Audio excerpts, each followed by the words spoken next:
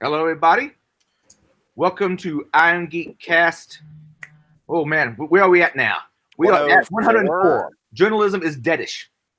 How's everybody doing tonight? What? I am doing fantastic, and it's not even Friday yet. But positivity. What? I've been Mr. Positivity. You know it. Well, this week's been a pretty tough week. I found out a family member, close friend of the family, passed away yesterday. So I'm just trying to figure out the funeral. So I had my moment yesterday. But sorry to hear that, man.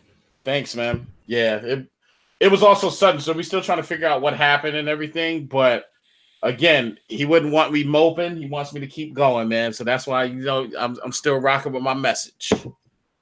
Positivity wins, and it's Wednesday, baby. I'm rocking.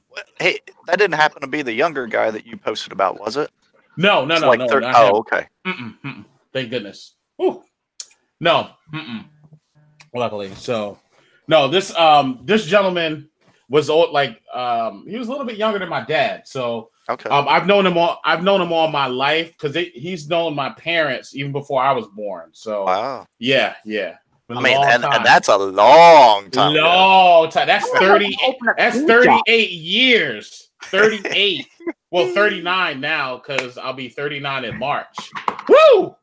Hey, stop that. I'll be 39 in February, so I beat you to it. I'm 38. Thank you. Hi, my Pisces brethren. Now I got to go. I knew you were Pisces. All right, I'm gonna go through and scrub some of my comments before someone. You said I'm all over it though. I thought you said you couldn't read this. Oh, sorry. You know what? Side chats. So, how's everybody else feeling? I'm feeling good. It's not a bad day.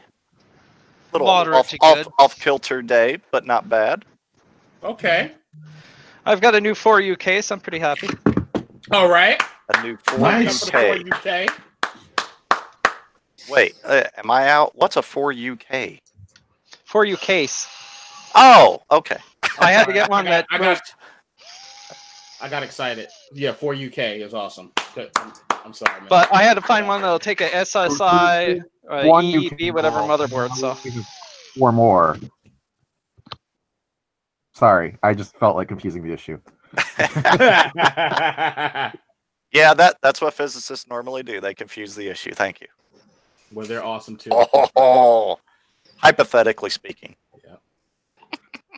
Yeah.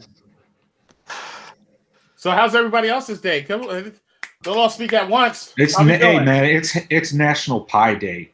Oh, so I'm good. All right. I didn't think National Pie Day was till March. Yeah, I was gonna say I thought it was in March. Hey, every day could be a pie day. That's right. Make every day a pie. No, pie day, not PI. Like the pie, the food. Pie. Yeah. Every day could be a pie day. Yeah. Letter of the alphabet that indicates a certain mathematical ratio. No, not that. Not that pie. Why can't every day be that pie? It can. Mm-hmm. Just like everything is part of the Fibonacci sequence, right? And speaking of, I know. Yes. Awesomeness. Well, no, everything beautiful. F you. Let everybody else. Well, there's go ahead. There's also phi, the golden ratio or the golden mean. It's like I'm trying to remember the numerical value for it. Oh, nothing like tea with honey and some lemon. Woo! Need it. So, are you also working on a sore throat here, Charles? Yeah, a little bit. Yeah, a little bit. A little scratchy. Yeah, a little scratchy, but I'm still rocking. But he's getting his bass on. Real quick before we go into the breach report, I found something pretty cool this week, and I'm so honored that they follow me now on Twitter. They're called Secure BSD. Ooh. And what's cool about Secure BSD, they're going to be a penetration testing distribution. Okay. Kind of similar to Kali Linux, but it's based off of BSD. The head developer is actually like working on the project and actually coding the project. How I found it was ironic because he put up a GoFundMe to help the main developer's laptop messed up. Yeah. He had a ThinkPad, and he was trying to help get it fixed. So all the BSDers out there to help support getting his laptop fixed. I mean, that would be pretty cool, and see how many so far.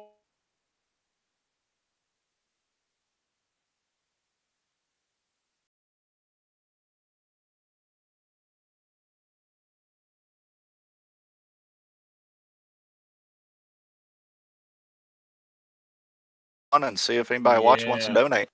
Yes, I'm grabbing that as I speak right now. Hey, gently grab it gently. Massage it. Massage it. I don't want it to be sore as my throat. Oh, he did just go there. Yeah, Sex DC. Yeah, I'm sending out the GoFundMe link right now.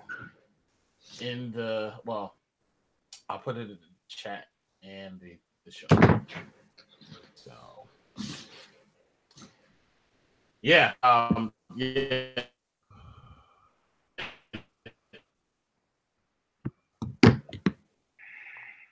Well, there you go.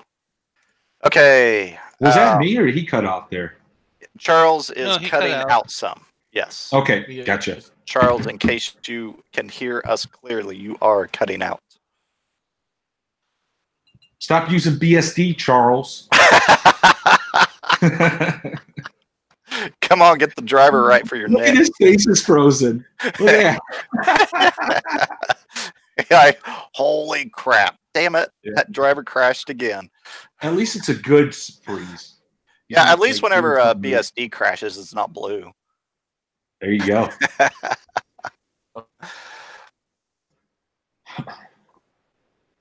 Okay. Who else? Ricky. Yeah, you already said you had a so-so week, right? I just said it was National Pie Day, but oh yeah, National Pie Day. Yeah. Okay, real quick. Yeah, having a great week, man. Nice. Had a vendor try to talk me into silence today. That was fun. That's a fun conversation. Yeah, whenever you have to educate the vendor. Yeah. I mean, honestly, like, is there any way Cylance can ever be anything in the future? Like, right now, I don't see it. Since it got bought by... like, in regard to, BlackBerry. But in regard to a true security product or platform. Like, no. I mean, if you have a small team, like if you have a small team, maybe no security staff, just server admins, it might be a good product for you. Yeah, but I still don't think they do agree a with decent job on prevention, but because like they only train their algorithm like one time a year. At least last I heard, they only train it one time a year because it takes so much computing power. They rent out the space off of AWS, and they use that. Well, AWS. Oh, I didn't know about the one time a year. Yeah, they rent it from Amazon. And so they train their algorithm. I think it takes about a week or so for it to train. And then they send the updated weights and whatnot, to all the clients and everything. But right after it's trained, yes. Like, you probably have one of the best ABs on the planet. But then a week, a month, 2-3 months after that, like, it was trained however long ago. Like, you have such a small period of time that it's really good. Yeah. I didn't know that. I recall them going out and hiring up a bunch of data scientists, like, top data scientists in the country. Yeah. For their product when they were really rolling there. This is before the AV wars of 2014 or 2015, whatever that was. I mean, the only real way that they are going to be able to effectively do it would be to essentially mesh it out, to have their individual clients training and utilizing their clients' processing power and memory space to do tiny chunks, and then kind of bring it all back to the cyber juggernaut, and then distribute that information out, but also do it on a consistent basis.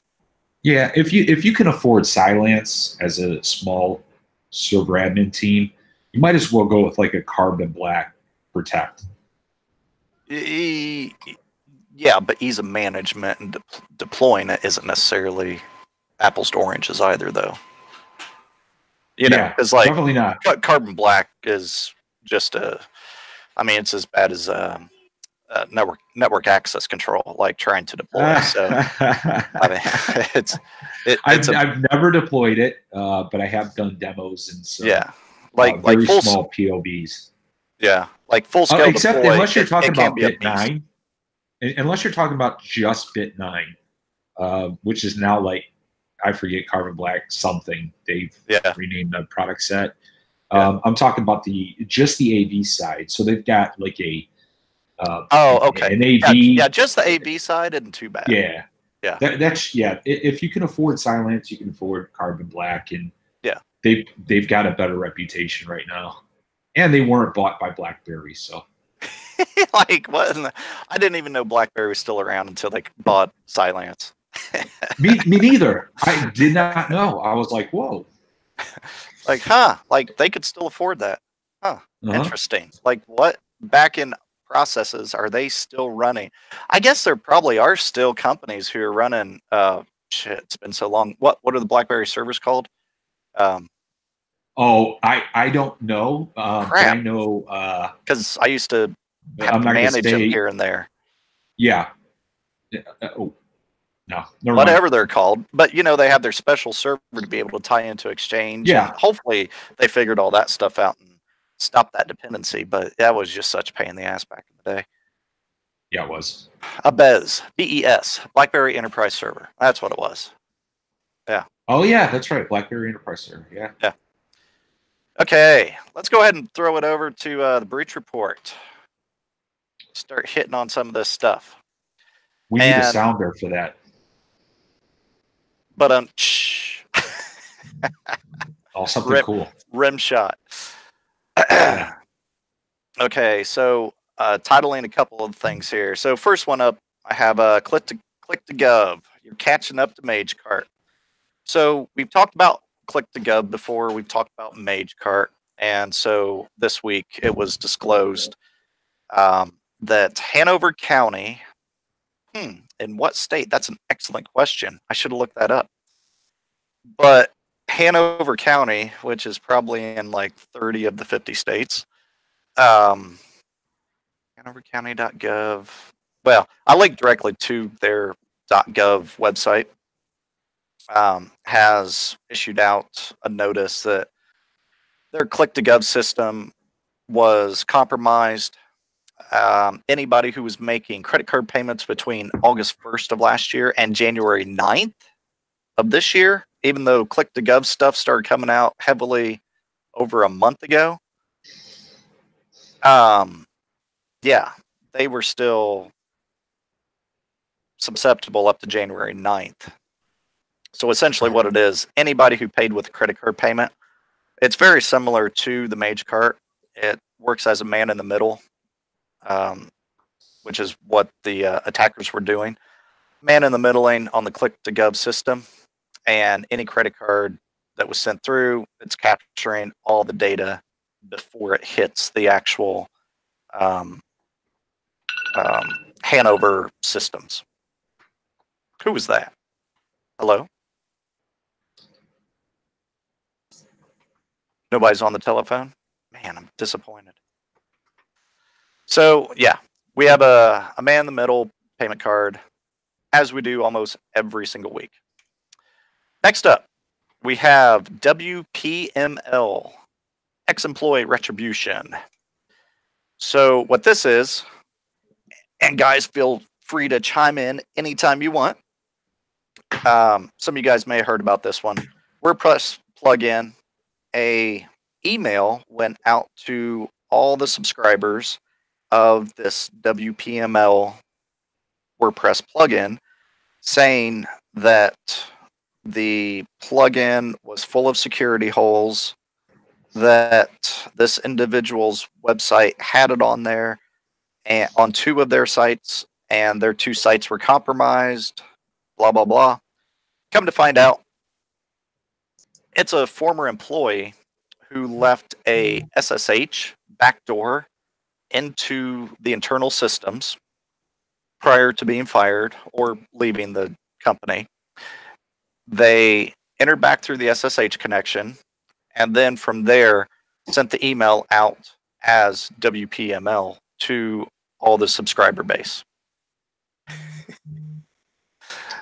That's another oops. month, another WordPress fuck up. Yeah. Well, yes and no.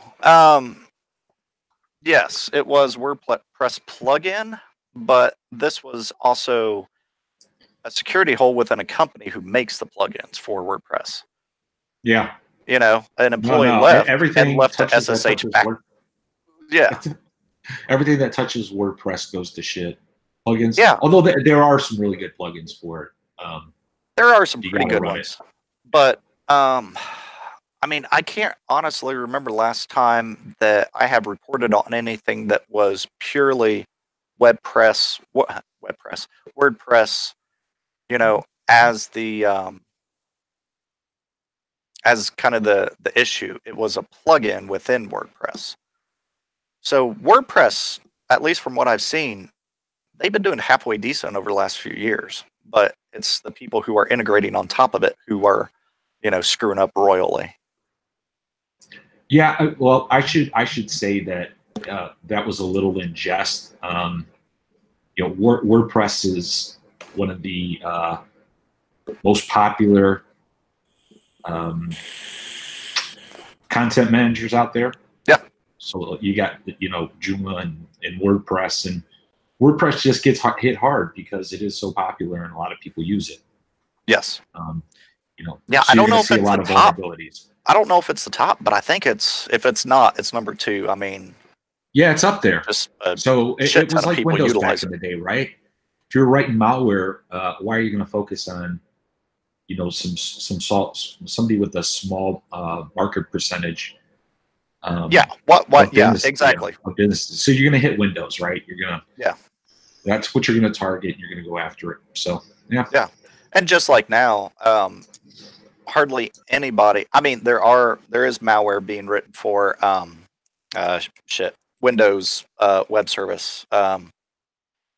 Crap. IIS? Yeah, yeah. There is stuff being written for IIS, obviously, but the vast majority is being written for Apache Tomcat. You know? Oh yeah, right. Because that's by far the juggernaut in the room whenever it comes to web services. So, yeah. Okay. Next up. So honestly, I didn't have time to really read all the way through this one. On the notes I threw on here, Funny Dancing Guy Game, aka Fortnite, has had some decent vulnerabilities. And this was actually an article on NASDAQ.com where, and because I didn't have time to go in further, but Checkpoint researchers were able to find in Fortnite that there was a vulnerability that allowed a potential hacker to gain access to accounts, data, and in-game currency. Which, for gamers, that's a pretty big thing because you could have utilized the gamer, you know, the victim's credit card to purchase things and then transfer them out to yourself as an attacker. Or straight up sell a gamer's ID. So some of those things I don't game. I think, Darren, you do, right? And I'm playing one right now. Yes. I'm sure you are. Now I heard months ago that what was it? Epic, whoever owns Fortnite, their security is atrocious to the level of non-existent. So Fortnite, then, do they have their own independent developers, or is it Epic developers who create Fortnite? Oh, I'm not sure. I don't play that shit. Well, I'm saying, is Epic more like almost like a WordPress? You know, is Epic what? Epic's a developer. Yeah. Oh, okay. Well, good. See. They came out with Unreal Tournament back in the day, so yeah, and that was actually how they got exposed. They actually had an old UT2K4 server running stats, which was old and unpatched because UT2K4 is still a thing actually, and that's how they got into the network with that. Interesting. But yeah, so this obviously we don't know and haven't seen that it has been hit just publicly at all, but it had the potential of affecting quite a few people. Fortnite has approximately 80 million players, so that's a fairly large gamer base. Do any of you guys play Fortnite? Fuck no. My kid does all the damn time. I'd explain the addictiveness of the game to him, how that works from a psychological standpoint, how they draw you in and use clinical psychologists and marketers to kind of keep you tied. Because he's got friends that spent hundreds of dollars on that game, a free game, buying dances and buying new skins for your guy. They've got various skins, like you be an alien. A couple of months ago, you could be Santa Claus, like a new hipster type Santa Claus, tattoos and kind of short hair. That's disgusting. Yeah. Oh yeah. I mean, all of his friends play it. He's got a limited time that he's allowed to play it per day, and he got the basic concept of how they try to keep you tied in. Now, do you programmatically do that? Not unlike social media. What was that?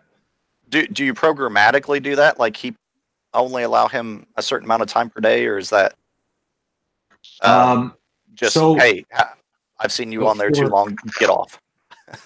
Yeah, for Fortnite, he's got a set period. So we defined from 6 to 7 on Tuesdays, Thursdays, and Saturdays he could play. Okay. So 3 hours a week. He has no devices. I won't get him a device until he's much older. Social media is out the window until he's at least in high school. Yeah, that's probably good. Have you so going to take a tangent real quick, just in regard to social media. Since you do have a son who is not allowed to be on social media yet, have you got an account,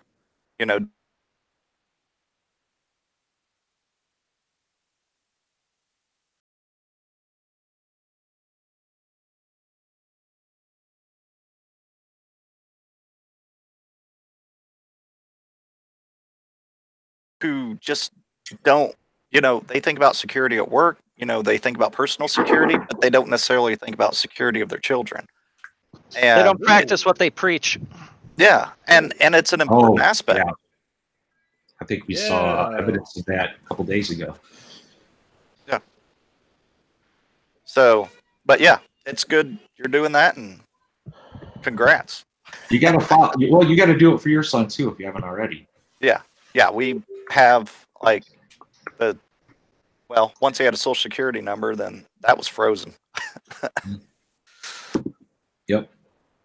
Immediately. As well as social media accounts and stuff like that. Yeah. Social media accounts, social security number, they should just work together, right? That is a goddamn horrible idea. That is a horrible idea. It is real. I mean, they're both social. Bad ideas. I think you should kill yourself with Justin. I'm sorry, that was that bad. Come on. Well, now they've been using social security numbers for years for identification when it was never supposed to be used for that.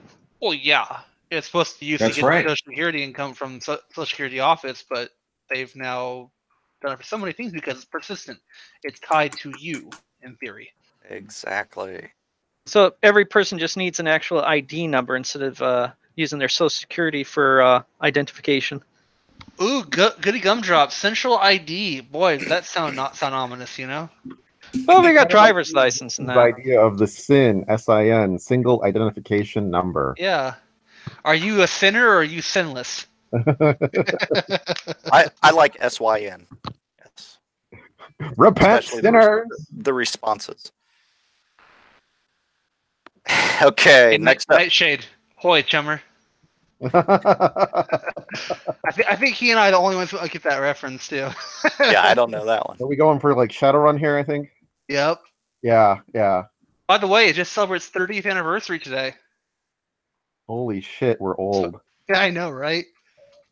Yeah, and even the Battletech people celebrates 35th. that don't get it are still old. It's an old role-playing system that is very cyberpunk.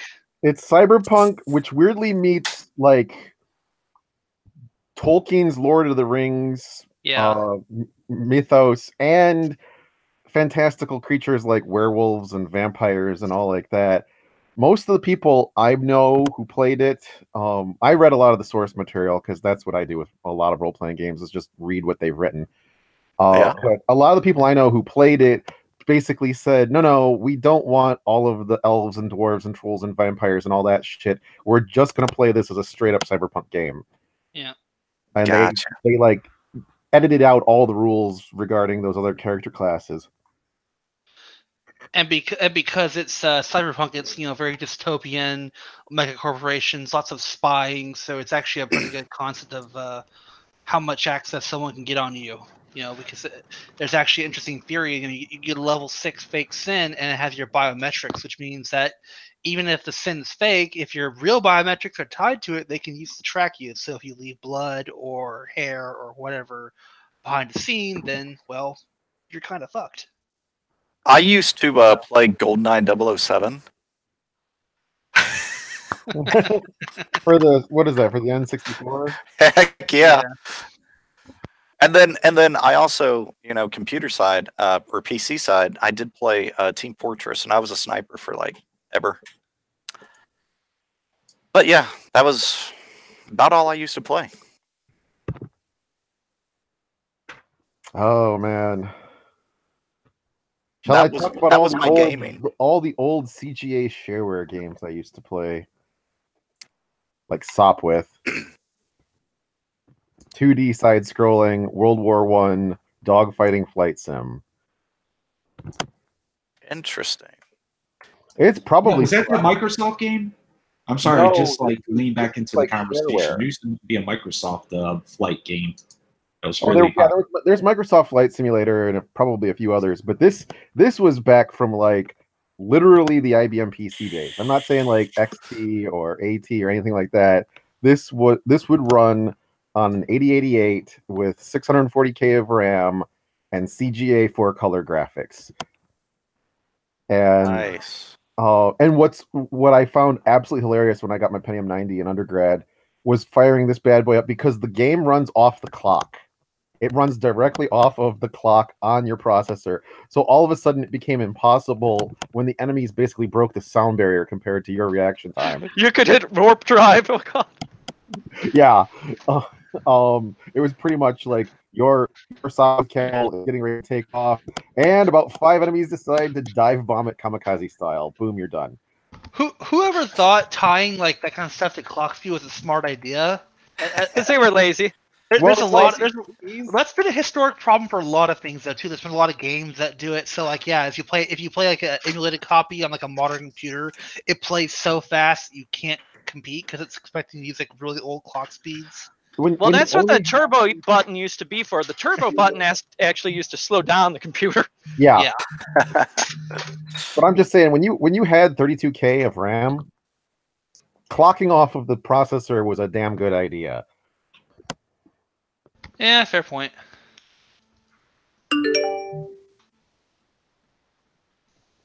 Well, there you go.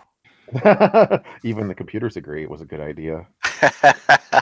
Yeah, baby. Clock off the hardware. I like it that way. Yeah, they do.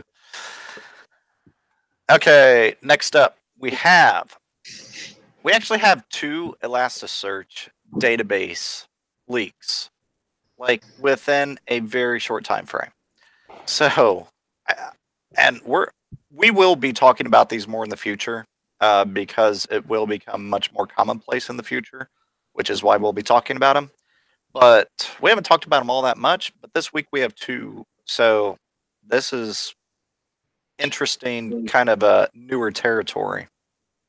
So first up, we have a youth-run agency, AIESEC, which says SEC, so it doesn't sound good to start off with. Exposed over 4 million intern applications. Testing. 1, 2, 3, 4. All right. Standing by.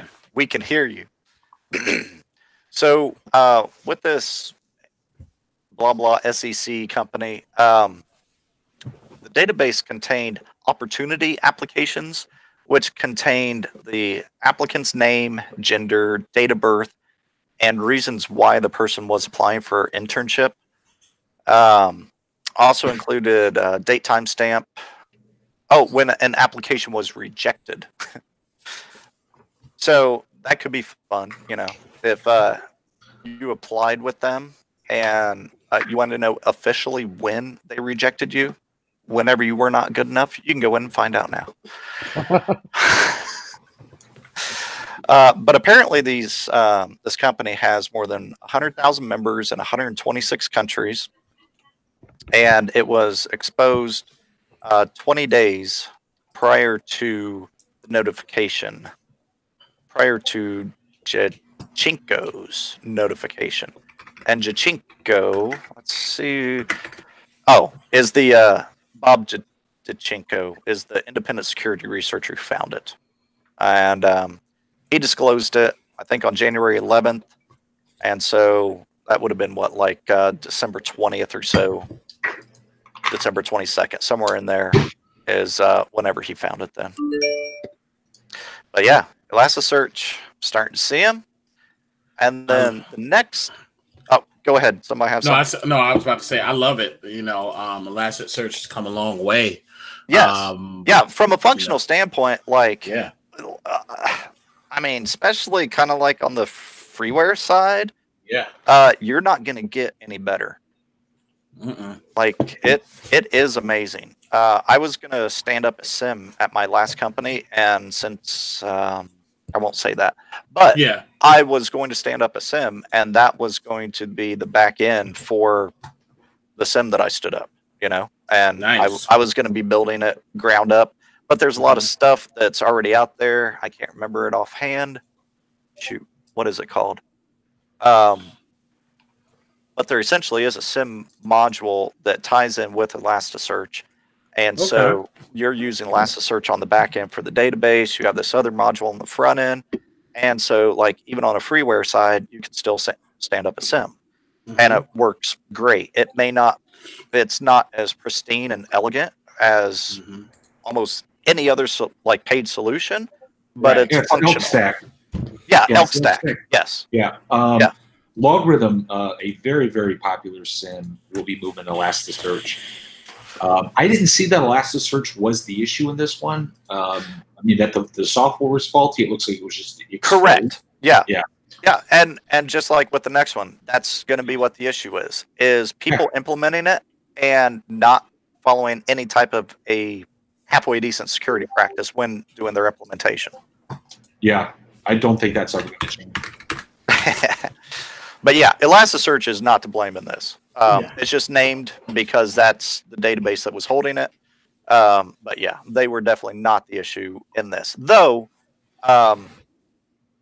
if you are able to do it without a password, which we'll hit in the next one, that could be something that they include in future builds, making that mandatory password requirement or two-factor auth requirement, something like that, but actually enforcing some type of authentication mechanism. Now, take us over to the next one. Again, Elasticsearch on the back end, millions of bank loan and mortgage documents have leaked online. There is a massive ad on my screen. Good night. The top banner is 4 inches wide. Sheesh. That's pretty thick. Freaking TechCrunch. Come on. There we go. Okay, now it's down to only 1 inch. It's like, remember when back in the day when you had those banners that you were supposed to make money with and stuff? Right. And people would fill like their entire screen with. Yeah, that's what it reminds me of, just like a 1 inch banner advertisement at the top. 24. So this one, okay, 24 million financial and banking documents representing tens of thousands of loans, mortgages from some of the biggest banks in the U.S. have been found online after a server security lapse. So again, it's running Elasticsearch. And this, hot dog. So Bob has been at work on Elasticsearch. It's the same guy, a security researcher, who found this one too. So Bob Tachenko, I hope I pronounce your name right, Bob. Don't shoot the messenger if I pronounce your last name wrong. But Bob, I'm pretty sure I got right. So yeah, Bob found the last one. Bob found this one. Bob, I hope you're getting some bug bounties for this. The company's name is Ascension. Ascension, yes. Which is a data okay. I'd never heard of them. It's because you're always going up, isn't it? They're a data and analytics company for the financial industry, based out of Fort Worth. They provide data analysis and portfolio evaluations. They also do some OCR. I don't know if that's in-house, custom created optical character recognition, or if they use a third party, but they do some OCR work.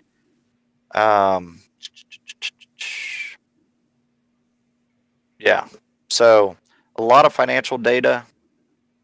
Rocktop Partners is the parent company. And okay, so Rocktop was not affected. And HSBC, yeah, they hit all the large guys. Citigroup, HSBC, Wells Fargo, Capital One, some of the U.S. federal departments. So it's quite a bit of data. And some of the documents included in are persons who have filed for bankruptcy, and it includes their tax documents, including W-2 tax forms,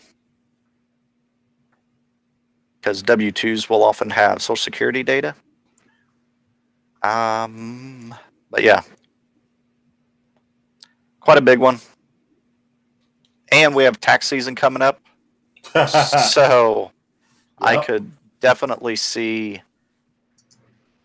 some interesting usage. Now's the time where you, all you security folks listening in should be sending emails, awareness emails out to your company. Yes. Yeah. Make sure you are not getting phished, because good night. Yeah, I know companies that perform phish assessments like right around tax season and make them look absolutely real. Oh yeah, I mean, I used to. Like, I was. Yeah, it's a decent time to do it too. Yeah. There's certain times where it is perfect. Valentine's Day is always a big hitter. Tax season is big. First off, you got W-2s. You can do a phish saying something like, claim $4,000 in tax benefit, or you have $4,000 at the U.S. Treasury. There's a lot of different ones you can use, but when you when you do your insurance, what's it called? Boy, me and you have forgotten so many words tonight. I know. When you do your insurance for the year, your opt-ins and all that good stuff. Yeah. Kind of when you re-up, that's a good time too. Everybody's doing it around the same time of year. Yeah, some. Because different companies go at different time frames, but that's a good one just to send out kind of in general. Kind of like the insurance goes with the fiscal year. That's not going to be January, December 31st for every company. But in general, I got that to is look up a the percentage really, for that one. yeah, it's a really good one to send out. But two, a company or what looks to be from a company sending out, we received your W-2 back as a returned address through the mail.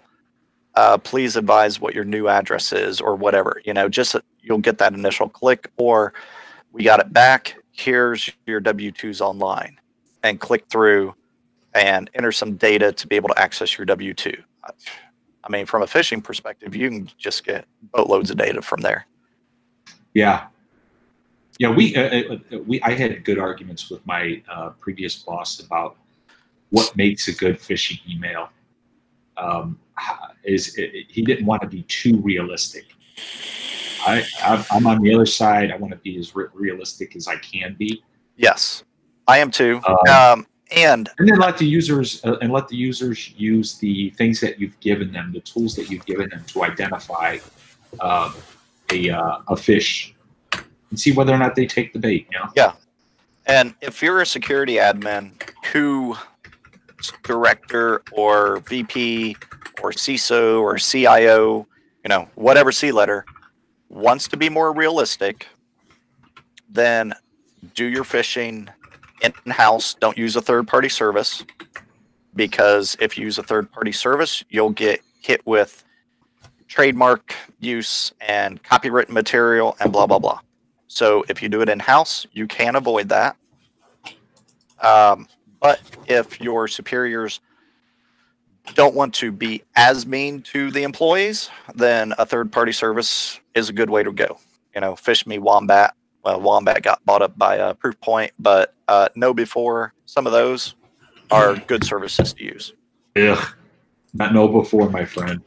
Well, I haven't. I'm a Fish Me. Well, they're not Fish Me anymore. What are they now? Cofins. Yeah, like, Cofins. I'm definitely a Fish Me fanboy, but Kingfisher. How do you feel about Lucy? Is Lucy an on-prem, like your own hosted solution? No. It's a third party? I believe so, yes. Because I've never actually heard of them. Lucy, look at that real quick. I haven't used them in a while. Yeah, I used Kingfisher for a good while. Yeah. Company didn't want to spend the funds for a service like that. This new company I'm working for, we have a security awareness manager. Yeah. She does an awesome job with training and education. She handles all the phishing. That is awesome. Yeah. Yeah, I'm looking at that. I'm sorry, I'm looking at it right now. They have an enterprise version, so that there might be, because when I first looked at it, it was free. And that, like I said, it's been a while, but they do have an enterprise version. I'm going to put that in the chat channel real quick. Okay, cool. So everybody can see it. Check it out. There it is, lucysecurity.com. Nice. Might be something of interest. But yeah, essentially my thing is not so much on saying which third-party company to use. Mm-hmm. Evaluate a couple of them, do some demos, do some proof of concepts, figure out which one works best for you.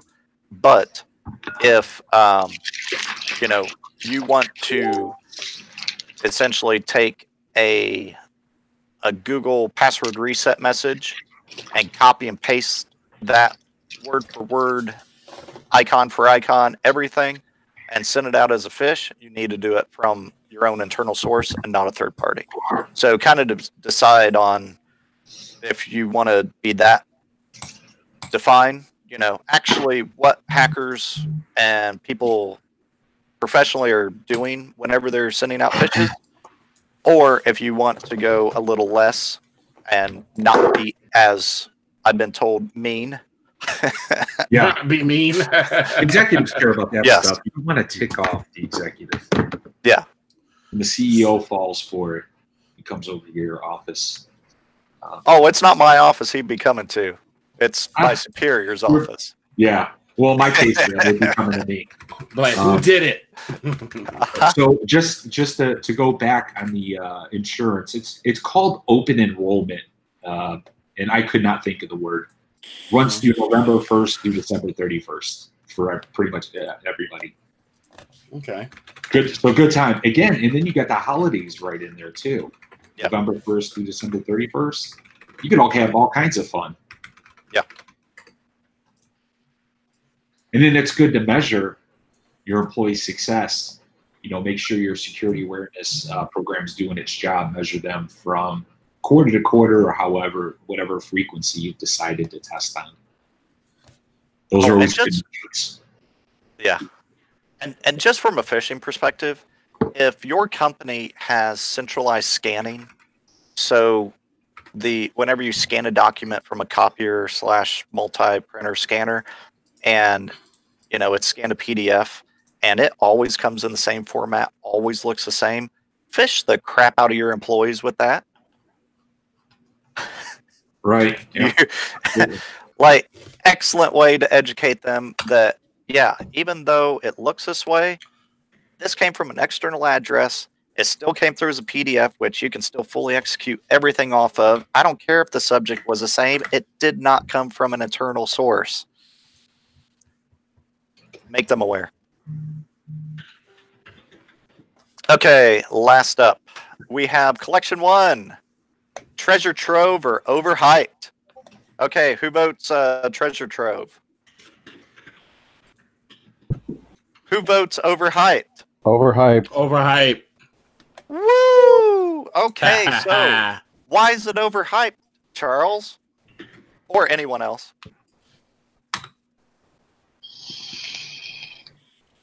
I will tell you. So essentially what Treasure Trove, essentially what Collection 1 is. Collection 1 is what a lot of us in here already have. It is email versus password, and it has been organized out into various countries. So email passworded countries, regionally, and some different other orientations. But I ran against my current list that honestly I've been lazy with over the last few years. I haven't been keeping up with all the data dumps and everything, but I have 25% of the email addresses and passwords that were on there, and that's with me being freaking lazy. And I've seen other people who have at least claim, not showing proof, but claim that they have like 95 upwards % of everything that's currently on there. Now, if you are not a security practitioner and you were to see your information, on Troy Hunt's site that it's in there, good. Like, it's good to be aware, but that it's there, but it's also already been there. This is data from the last 2 to 3 years that's been out there, and if you haven't been hit with it yet, you're not going to get hit now with it because it's been out there for so long. If you are newer to security and you haven't started building some of those lists, and say like you just scrape the passwords out of there and build lists for Hashcat. I ran against my Hashcat list, and I have like 95% of all the passes that are currently there. So for you as a new security person, like, it would be good, to help build those lists. But from all generalized, it's completely overhyped. There's nothing new in it because somewhere it's already been disclosed out on the internet since everybody has it. But yeah, guys have any other thoughts about it? You pretty much summed it up. I'm sitting on terabytes of decrypted passwords at this point. Yeah, I've got. I'm not that big. Just the dumps. Just the dumps. The breaches in the past, several years. Generating rainbow tables. I've got about 20 terabytes of that. Okay, so like rainbow tables, yeah, I can definitely see like terabytes. Oh, they get terabytes. Yeah. I mean, because I have like my major password list is about 2 billion passes, and it, shit, how big is it? It's like 350 gig.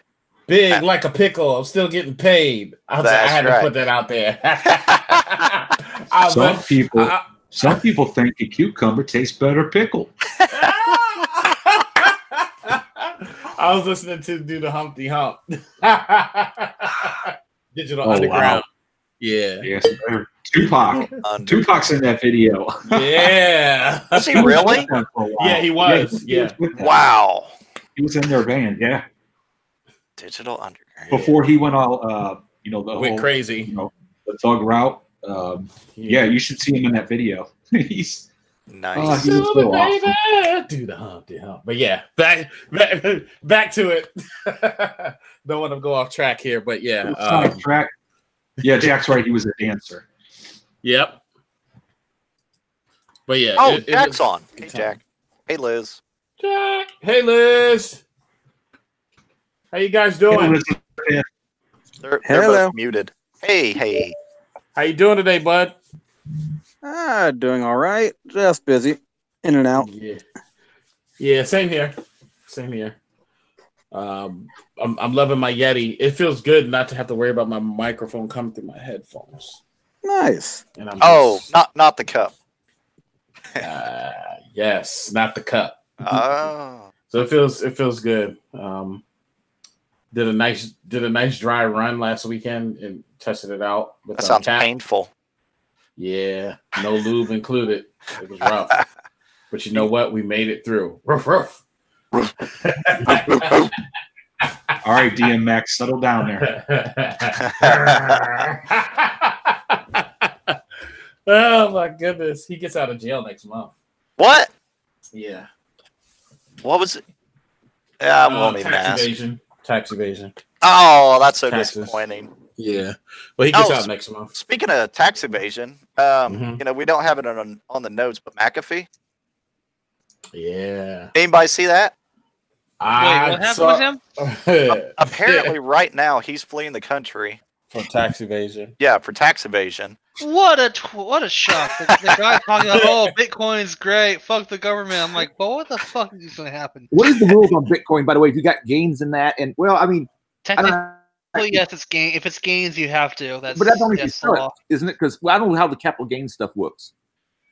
I believe it's any kind of tangible gains, any kind of monetary based gains. So if it just sits there, it's not an asset. But if you exchange it, if you make money on it, then that will be considered income.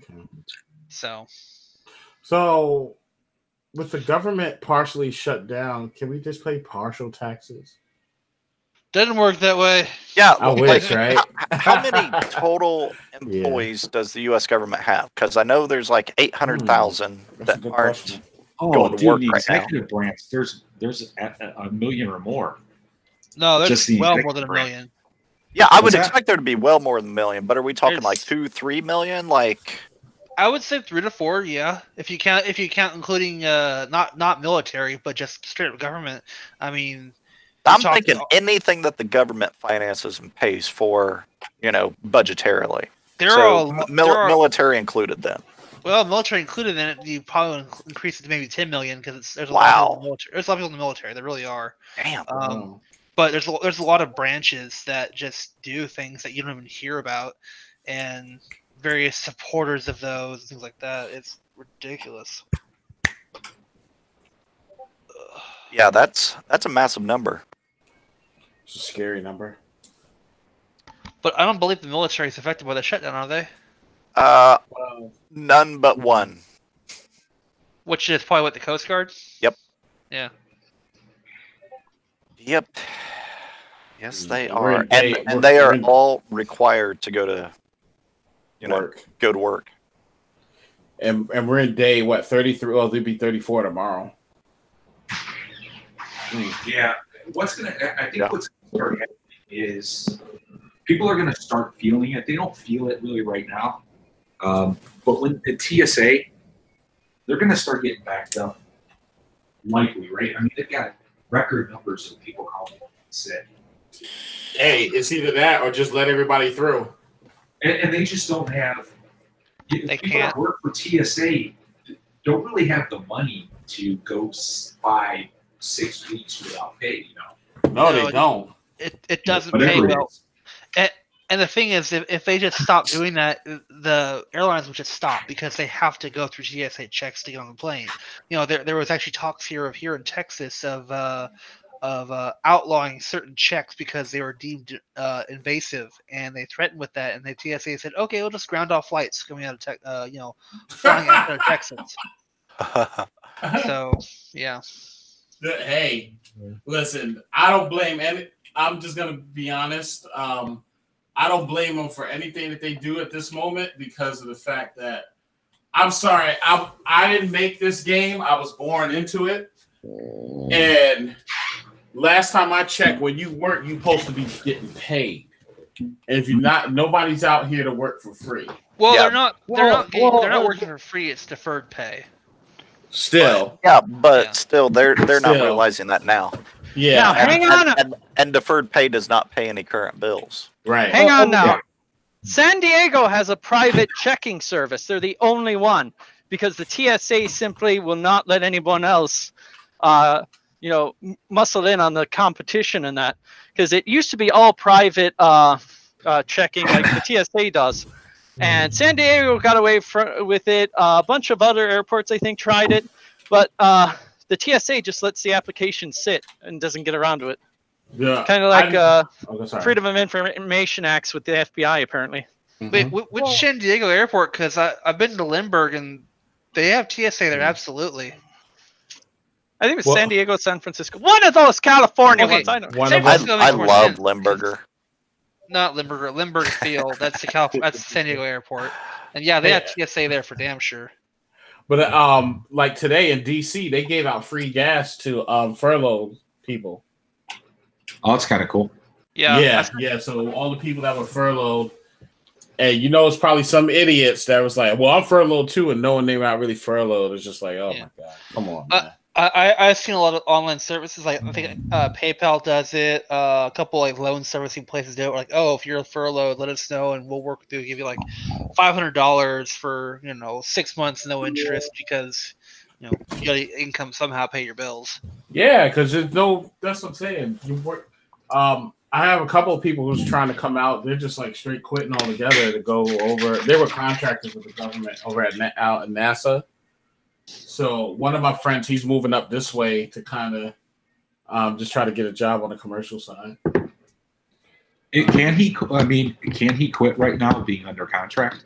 Shoot, he don't care. He don't care. He's trying to make it. Jack, you would know, right? You were a contractor. Go ahead, Jack. Yeah, I mean, it's just like when you're working as a contractor, it's pretty much just like a regular 9-to-5 job, except your employer. I mean, you're free to come and go as you please. There's no strings attached to it. Whereas if you're a federal worker, you can do the same, but it's just a lot more hoops to jump through. Yeah. Right.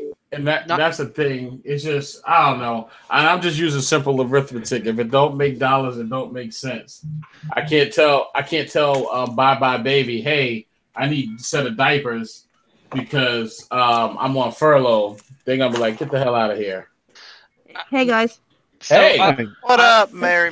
Oh, I actually got something to add there again. No, it is John Wayne, and I can attest that that's the best fucking airport security in the country because we got it took us 3 seconds to get through. So, wow, okay. Yep. I can talk to. I've been a contractor before. 99% of contracts you'll have here in the U.S. do not have an early termination, so you can either quit or be fired. Pretty much any time from day one till contract ends. There are some that do have early termination where you can't quit without paying, or you can't be let go without cause, without either you paying a penalty or they paying a penalty. They let you go, but those are very rare competitively. It's usually for very specialized things because they want you there. I mean, I was thinking like a. Where you're under a larger contractor, what's one of those bigger ones? Raytheon, for example. Like you're working for Raytheon. Who's Hamilton? Yeah. Yeah. Yeah, and those people as well. I mean, so you're employed by them, and you're free to come and go as you please. And that's sometimes even in the private sector that gets a little weird. That was sort of the deal I had when I was working in the automotive sector. Technically speaking, no one at the plant could tell me to do anything. That's because you're like 6'4". No. I'm saying like they could say we're going to report you to like your chain of command or whatever, and I'm like, okay, a company back in Troy, Michigan, or in Chicago. There's no one on site, and they had no idea. Like at one point, I think it was something where they were saying, well, some of my workers were coming in late, and I was like, yeah, they're coming in late because there's a sudden lake effects blizzard, and 9094 was shut down, so they're driving surface streets.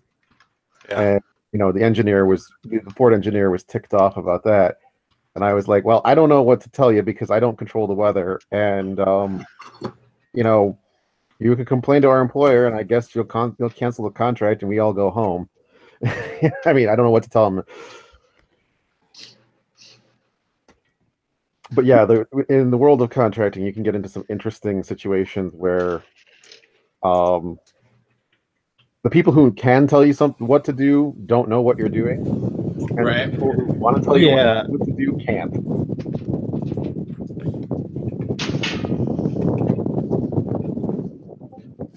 Gendo, are you driving around with the convertible top down on this beauul pretty sorry. night?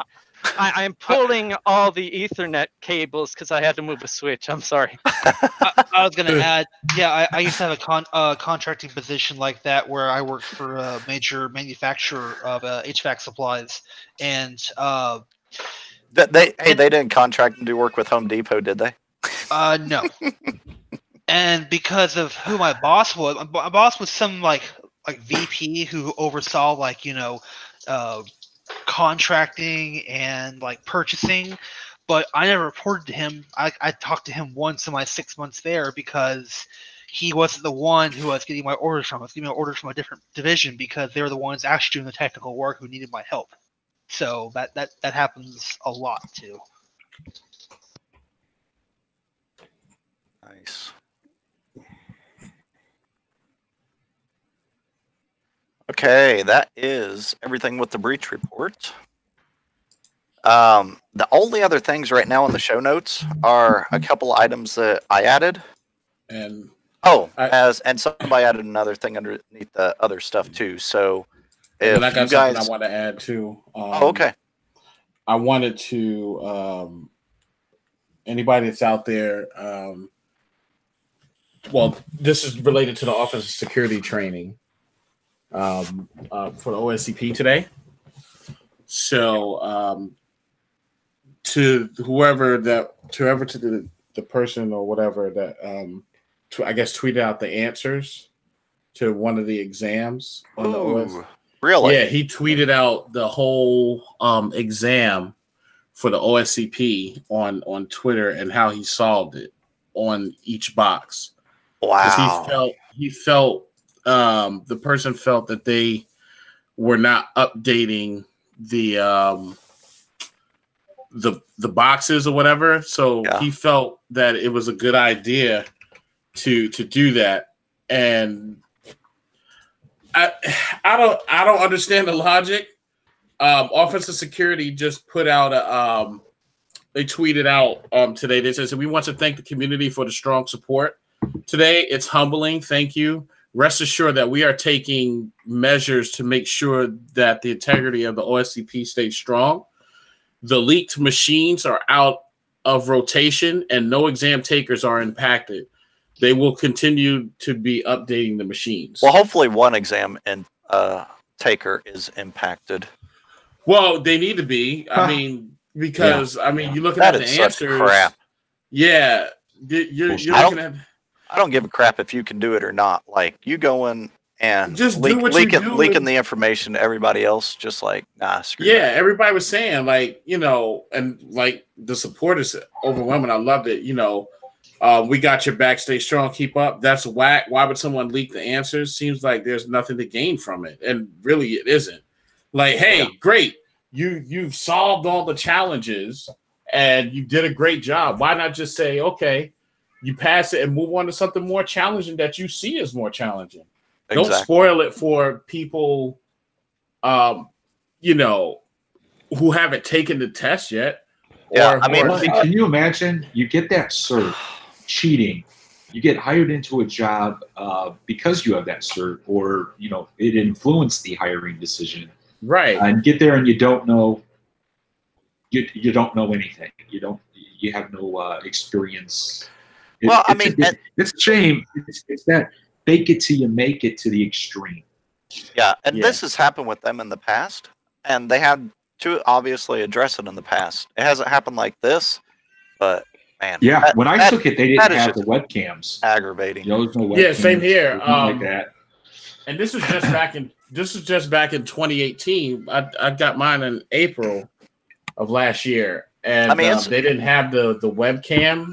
I think they did that the summertime or so. I think they did it around October. Liz would know for certain because Liz was taking it right before they initiated webcams, I think, or right after, somewhere in there. But I think it was like September, October range. Okay. Yeah. Yeah, because Liz, was it September or October? If your mic is on, or you? Sorry, what was that? Was it September? When did they change over the OSCP to being Proctor? Yes, Proctor. So there was a window of time depending on when you first signed up. I think, if I recall correctly, if you scheduled an exam after mid-August, it was proctored. Mm-hmm. If you had scheduled an exam, if your scheduling was before mid-August, but was up to any time until December of 2018, it was not proctored, but you only had that one go there. Gotcha. So everything starting the new year, though, no matter what, there is no more exams left unproctored. Everything's proctored right now. And you have nothing. I don't know. Just take the test and take your lumps like everybody else. Shoot, I failed it the first time around, and I don't get it. It's just. I'll never understand. I mean, what really turned me off to the OSCP was what's that? When my friend and his buddy took it at the same time. Mm-hmm. They took the exam at the same time. They were at one of their houses, mm-hmm. and it was the same damn boxes that they had to pop. Oh wow! And so basically, it was just a copy paste. Switch a couple words around.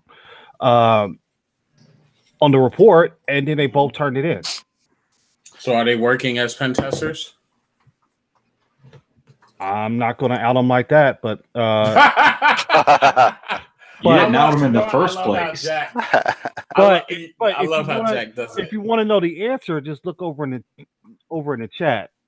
Okay. Okay. All right. Cool. And for anybody listening and so watching, pretty much no. That was obviously no. Yeah.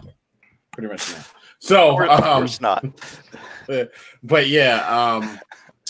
in general, if you're out there and you're listening to this cast and you're thinking about taking the OSCP, go ahead and take it. It still gives you foundation. They're gonna clean up the boxes. It's just a mess some kid made. I'm just gonna call him a kid.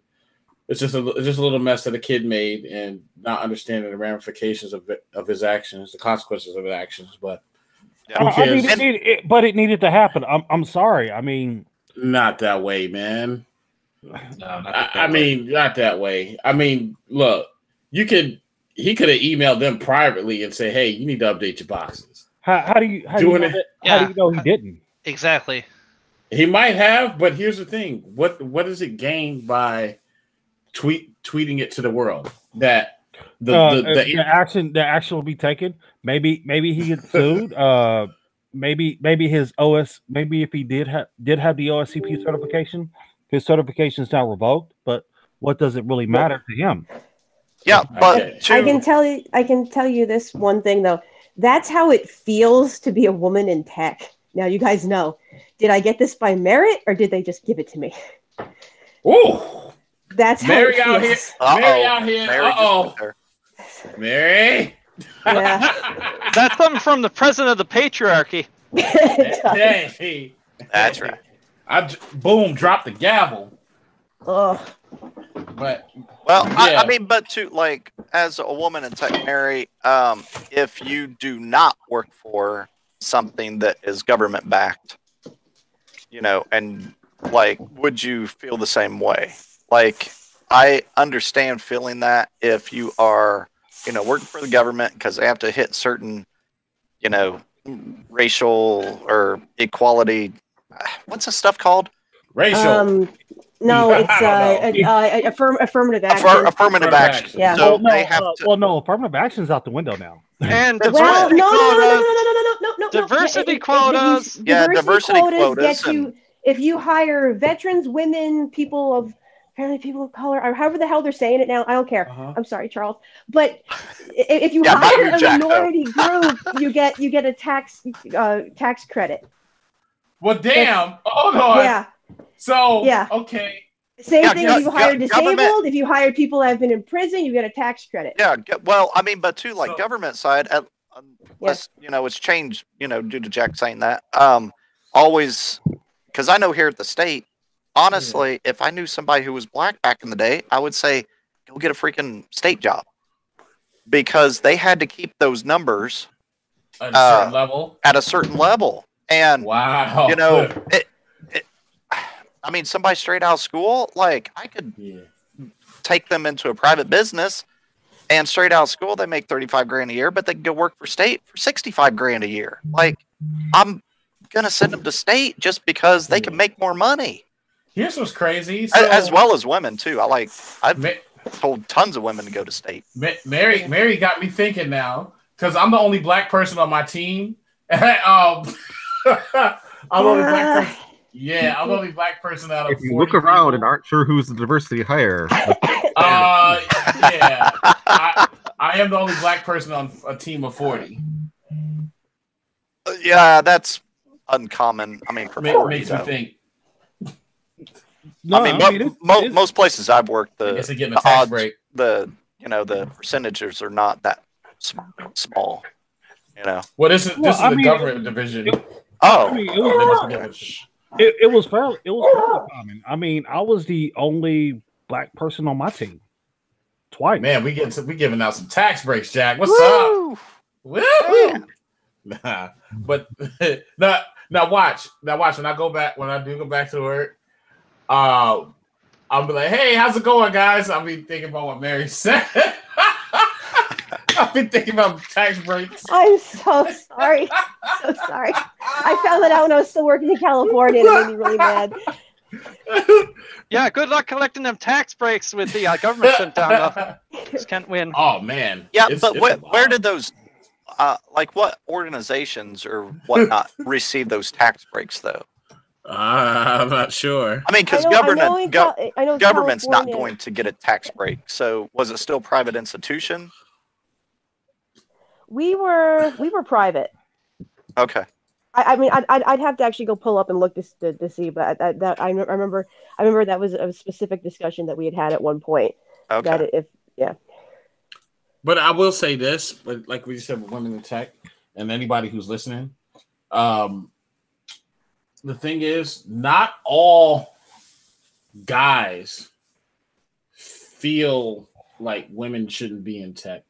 I think what's happening now, the lines are getting blurred a lot, where women, you know, some women feel like all guys feel that way, like all guys are in the boys' club, and that's definitely not the case with a lot of us. I feel extremely welcomed where I'm at right now. I absolutely love it, but yeah, I'm all for competent women in tech.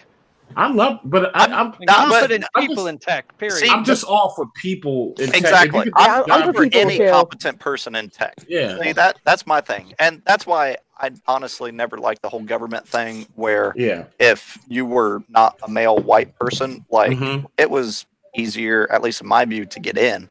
Yeah. To a lot of those positions. But like that's how they are. Screw it. I don't care. I'm never going to do government. But all I care about is that you're competent.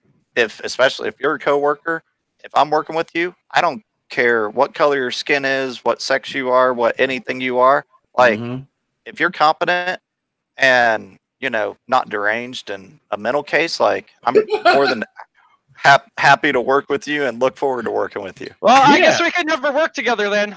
Yes, I know. Well, I've already marked you off my list. Oh my god. He's so much fun to work with.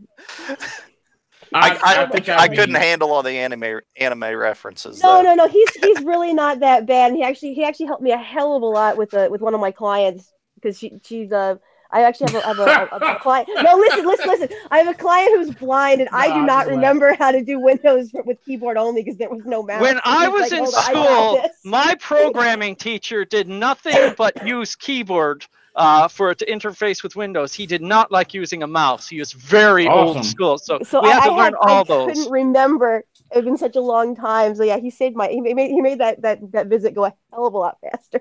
I mean, but even like Windows, like Windows Core now even allows you to, Core allows you to use a mouse now, doesn't it? Yep. I think so. Yeah. Yeah. Oh, no, I mean Windows Core. Yeah. Speaking of Windows, I retweeted out. I tweeted out the list of Windows systems calls for Windows from NT all the way up to Windows 10. Check it out. So if you're into like playing around with like Windows systems call at the assembly level, check it out. It'd be something pretty fun to mess around with. Like when did you tweet that? Today? Today, yeah. Oh, okay, cool. Yeah, I'll grab it real quick and put it in the chat as well. But and Charles on Twitter is I heart BSD hands down. What am I what? Of I heart? Yeah, I heart BSD hands down. What the heck? When did I get that name? just now. You didn't even know it, did you? No, I didn't know it. I popped your account and changed it. Oh my god. You're welcome. Did you really? No, he didn't do that. I feel love though. I never know what this is. Well, no, because I posted my normal good morning message, and I just put it in the chat channel. I posted my normal good morning message, and my friend is like, "Oh my god, dude, I hope you get your wings someday." Like, it's not about getting wings. I just have a genuine love for people. I'm getting my wings tomorrow, so that's good. I don't want my wings no time soon. I'm having too much fun with this. That's right. Yeah. But it's 60-cent Wings Day at Buffalo Wild Wings, not a sponsor. Oh, I like it. I got you a $20 gift card. Go ahead. Did you say B-dubs? Did you say B-dubs? 60-cent bonus Wing Day. B-dubs. Ooh, I love me some B-dubs. They just don't love me. Yeah, hey, that German jalapeno didn't love me too much either after 12 hours. The hotter the sauce, the more it loves you. The hotter the sauce, the more it becomes the boss. I had a scorpion pepper sauce once. I felt like I ate the sun for about a half hour. Oh God, never again. That just sounds like death. I'm sorry. Like scorpion? No. That sounds scary. Yeah, so scorpion, yeah. What's that one called? The actual pepper. Scorpion pepper. Ghost pepper? The Carolina Reaper, the ghost peppers. No, there's a scorpion pepper. There is a scorpion. There's Boot Jolokia and Naga Jolokia. Are those the hottest now? The Carolina Reaper is the hottest. I think is it still? Illustrious, have you ever had a Carolina Reaper? I have not personally had a whole Carolina Reaper yet. I have. It's painful. Yeah, I bet. I had. Jack, you have no taste buds. I'm convinced. I had a ghost pepper, and that was rough. Yeah, ghost pepper was rough. And Trinidad scorpion. That's what it's called. Listen, I smelled the pepper, and I started crying. But dude, my mouth and a ghost pepper wouldn't stop burning. It had to be at least 45 minutes. Did you have like the actual ghost pepper or a? Yeah, no, an actual ghost pepper. Okay. Like not a sauce or anything like that. Yeah. It was a bite of a pepper. Yeah. In my fingers were burning as well because some of the juice came out when I bit into it. Oh, yeah, that's bad. Oh my God. The worst experience ever. I'd rather light my genitals on fire. Why?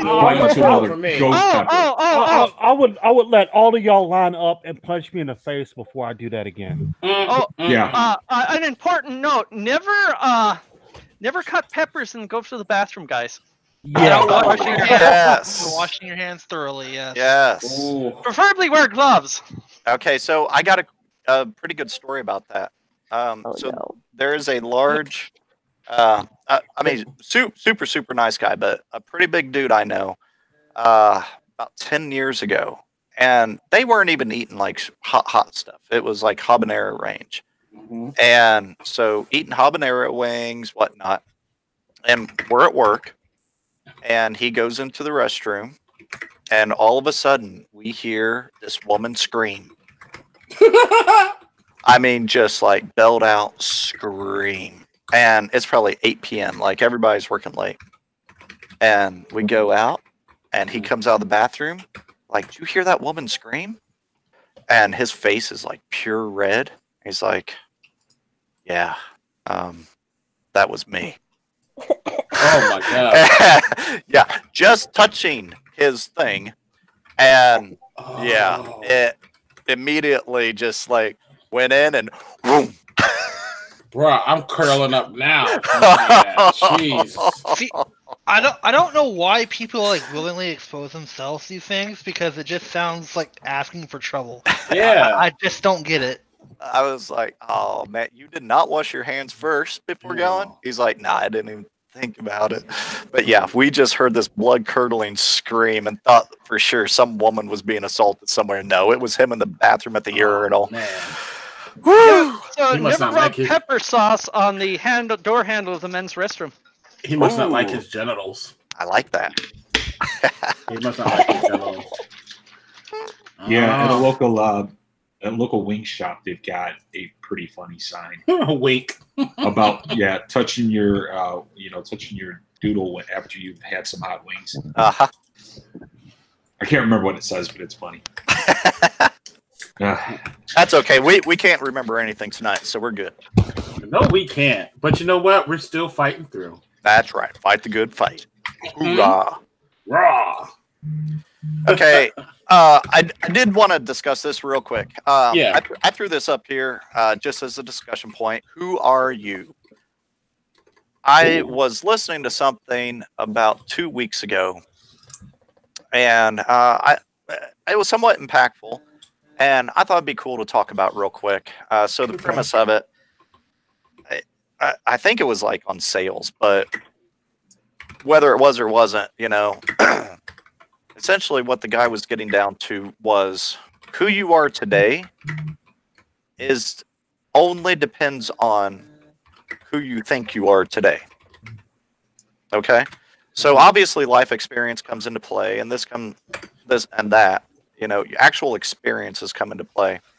But his rationality on it was every day you wake up and start your day and live your day due to what happened yesterday, the day before yesterday, your past, everything else. And so his thought is, if you want to conquer something new, if you've hit a plateau that you can't get past, that you have, just something you have been unable to get past and move through or move on to something else, change something about you, because your past is what is currently defining you. So if you're a vegetarian, and these are just some examples. If you're a vegetarian and you don't have any issue with meat, start eating meat. Change something extreme about it. Like if you identify with something extreme, like if you always go to bed at 11 o'clock, stay up 3 nights in a row until 4 a.m. Like take those things that you think define you and change them. You know, so I guess kind of like on the discussion side, what do you guys think define you, and what is something you could potentially change if, you know, you were in that situation where you need to get to the next level, or, you know, like with exercise, we often say, I plateaued, you know? And so what do you do whenever you plateau? You change your exercise, the exercises you're doing to get past that plateau, or you change the supplements that you're taking or your nutritional side to help get past that plateau. Like, do you guys see anything that defines you that could be something that could be changed in the future, I guess? Yeah. Something that can be changed. I have a super addictive personality. When I get into something, dude, I cannot stop it. I talked about this with somebody the other night.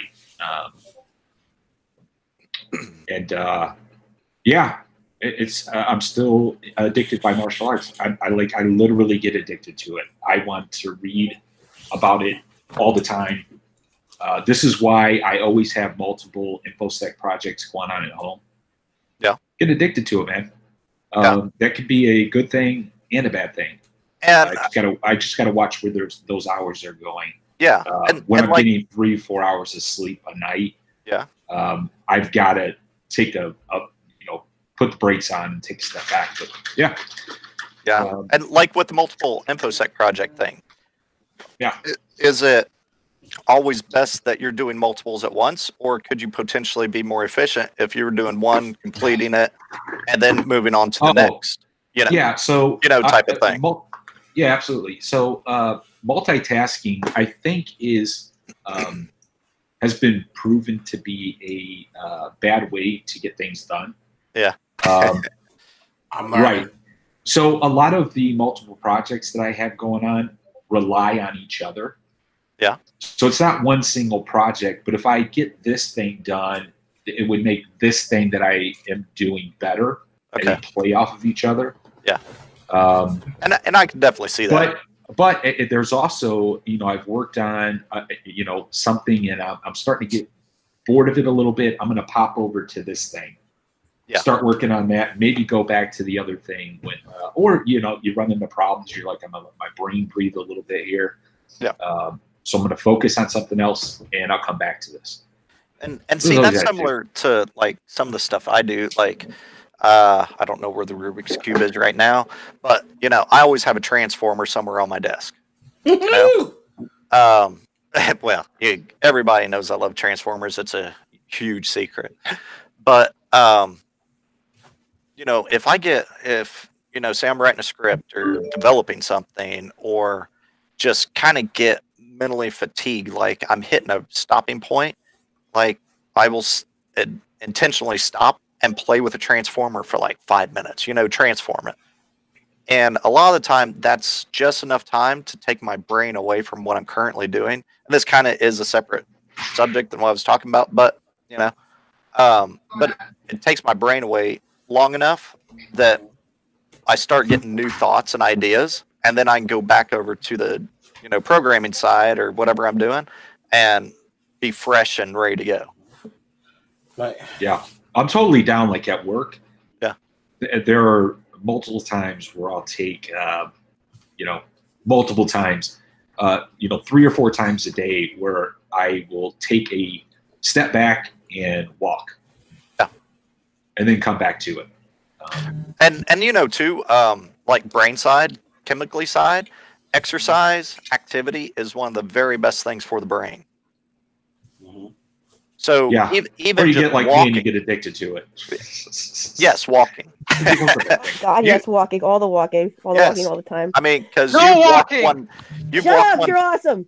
You've walked 1,000 miles, and you'll probably walk 1,000 more. That's right. Yeah, you know something? I got to replace my shoes every 2 months, man. I bet. Don't put that fucking song in my head. I swear to God. I'm like Forrest Gump. Now, and I would walk 500. Son of a bitch! hey, Gendo, I just want you to know, I'm never going to let you go, never going to give you up. Hey, Oh hey, yeah, which Gendo. one do you Thanks, want? Rick. In your head. Bop, bop, bop, bop. It's a small world after all. It's a small. You know, it's going to be the last one Or- that gets saved in my brain. Or I'll take you to another one. Pippi Longstocking coming into your world. I fucking hate you people. Face, red-headed girl, you wanna know? I've never heard that song, so I'm You good. never there. heard the Pippi Longstocking song? No, I'm a grown man. Oh my So am I. No, but that's you know, who am I? I am just a guy who's excited about life. Asking for a girl to love him. Oh wait, wrong one. Is that what we're doing? The who am I? Why don't we? Why not? Let's go down the line. I thought he had a specific question. No, he did. Charles just gonna make up his own. Yeah. What Charles color like, shoes am I wearing today? No, he asked. No, he asked the question. You know, who do you think you are, and what was the second? Yeah. Essentially, like, what are the, you know, like, if you were to say one or two major things that define you, like, what are those things? Gotcha. And are those things that could be changed? Type of thing. So for me, what defines me is just being just being excited about life in general. So when I wake up in the morning, the first thing I do, I'm being grit. Yes. Hey, baby. Wait a minute. Did you guys get that? Was pretty subtle what he just did there. First thing I do in the morning is, hey, baby. Hey, baby. No. Did you hear that? Yes. No. He rolls over. Yes, we know. Anyway, that was awesome.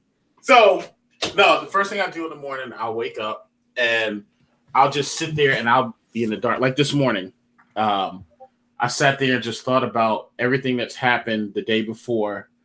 And sometimes that could be a good thing, and sometimes that could be a bad thing, depending on, you know, what happened occurred. The day before. Yeah. And like this morning, I got up.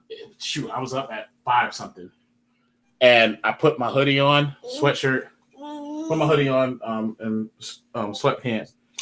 Sat on the balcony listening to Chris DeBerg, Lady in Red. R. Kelly. No, I don't like R. Kelly.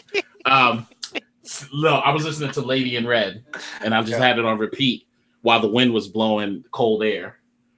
And yeah, you're in DC. It's like in the 30s right now, right? Yeah, it was. It was 30 degrees this morning. Around DC. It was 30 degrees this morning, but that was the best air because it was cold and crisp, and I just closed my eyes with the headphones on. Yeah. Beautiful. The wind was blowing. It was beautiful. And of course the smoke from my hot tea. And it just helped me to relax from your pipe, the hot tea. But no, that helped me to relax. And of course, before I send my morning tweet, I always, and it's the honest truth, always get the Rocky syndrome, meaning when Mickey says, "Hey, I didn't hear no bell, Charles." I didn't hear no bell. Now get up, you son of a because son of a Charles. Yeah. Get up, because it's like, get up, you son of a gun. I got Simone with me because Simone loves you. That's right. So now, again, what can I do to change? Like just thinking about yesterday. Realistically, stop thinking about yesterday. Do something different. Like change up the routine. You know. Don't stop thinking about tomorrow. Well, yeah, and don't stop believing. Journey. Tomorrow. But it's just a matter of just, you know, making like simple changes. Like I said, I'll walk more. I'll walk and think more, analyze before I do things now. Instead of, like you said, what Ricky said with multitasking, I think about what I'm going to do that day, and I just focus on that for that day. Like today, I did nothing but exception handling today. Yeah. Yes. My goal is, and this is just in Python 3. So my goal is to become a better programmer. So I sat there today. That's all I did all day today. That's my goal too, for you to That's become all a I better did, programmer. but just a little piece of it. I didn't go all crazy and try to go through all, trying to do different things. I focused on one piece, and I also did some OSINT, which was awesome too with Facebook. Nice. So I've been working with him to color inside the lines. What's that? I said I've been working with Charles to color inside the lines. Yes. That's what I've been working on. That's what I hope and dream he does. Yes. Yeah. So ONS, man.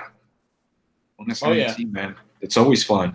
Yeah, I sat there for 3 hours, and I did nothing but looked at pages name, just different keywords that I could use to search for different things from the browser itself, the command. Well, I call it the command line from the Facebook command line, and just doing different things. I'm like, oh, I didn't know you could do this, and it was so fun and refreshing. While in the background, I was watching. I was binge watching Batman, the animated series from the 90s. And that's a good series. Yeah, wait. Are you going to watch Batman Beyond after? That was also a good series. But the baby woke up. Hey, Charles. So you know how you and I love projects. Yes, sir. So one for you, potentially, if you haven't done it already, is LinkedIn. So export, find, your company's email domain. You search through LinkedIn, find people that are part of, if they've joined your company's LinkedIn group, export those people, first name, last name, title, and then whatever your email address format is. If it's the first letter of the first name and their last name, and then your email domain, you can put that all into a spreadsheet. It's cool to demonstrate to higher ups how LinkedIn can be used as a tool for scammers, phishers, malicious intent. Okay. But it's a fun little programming project. There's tools that exist that will do that for you. But I always like, if I see a tool, I want to see if I can replicate its functional processes. Generally, I cannot code better than the person that created the tool, but it's my code's much sloppier. Yeah, it's fun to get in there and learn the API and all that good stuff. My daughter just keeps staring at me and laughing. I don't know why. What you doing? She thinks I'm funny looking. She stared at the picture, like the hologram. She's like,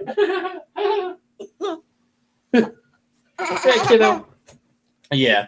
So that's what I would change about moi, and like I said, color within the lines. I like that.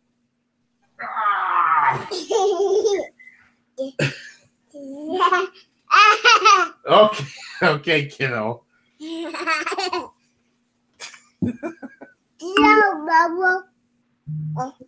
Who's next? That's what she's saying. Who's next? Yeah. Oh, you're not saying that. Okay. Just pretty much told me no. So, who's up? What are we doing? What? What defines you? So what defines me? I'm defined by my art and how desperately I want to help my community. Awesome. And I guess as far as moving forward is find better ways to be able to facilitate helping the community. So yeah, that's kind of where I'm at. She is aggressively helpful. She will kidnap people. Please, someone stop her. No, don't stop her. No, it's good for you. It's good for all of y'all. We need more people to mix shit up. Gendo, why don't you go next? I don't know what defines me. I'm me. It's I'm undefinable, and I don't like exercise, and I do like hummus. So and I have way too many monitors probably, but I'm gonna get more still. So then I build supercomputers when I really shouldn't. So okay, next.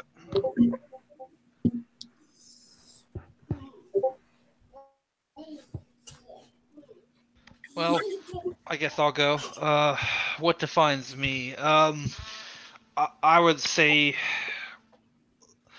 learning more than just your niche. Most of us here are IT, so learning something outside of that and trying to become a better rounded individual is kind of what defines me, because I do more than that. I'm a big gunny, or I do instruction, things like that. Doing a lot of medical training lately, self-defense, all kinds of things. So it's just a matter of don't focus so much on your niche. Branch out, find other things. It makes you a better person. I mean, yeah, you can be so hyper focused on one thing and become an expert, but then you're lacking everything else. You lack. That's a good one. Oh, I like that. There. Yeah, but yes. Don't you find whenever you look at some of these other areas, you end up figuring out ways to apply those ideas and concepts into your own niche, though? Of course. Yeah. And that's always. I mean, no matter what you do, you're going to do that. Yeah. But that's part of the advantage of becoming a better rounded individual. You'll find what works for you and what doesn't. And that's a good mindset to have. Is not everything you're going to learn will work for you, but it doesn't hurt to learn it. At least. Yeah. So diversify your sil set. Yep. That's I guess that's a pretty good TLDR of that. I'll tell you what, like for me, one of the things that obviously was never a niche for me, and was becoming a dad. Aww. Yeah. That's terrible advice, Israel. Come on. Okay, I'm to not have it as a niche.